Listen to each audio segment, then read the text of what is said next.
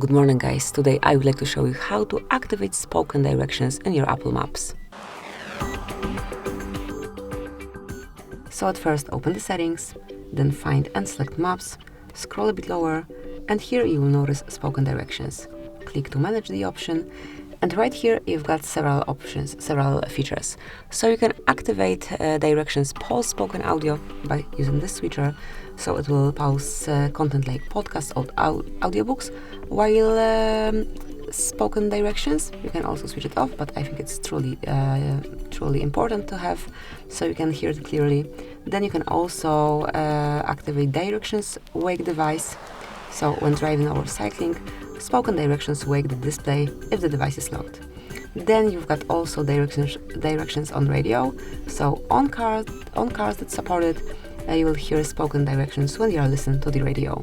So actually I think it's worth to have all of them active. But obviously do it however you like. Thank you for watching. Please subscribe our channel and leave the thumbs up.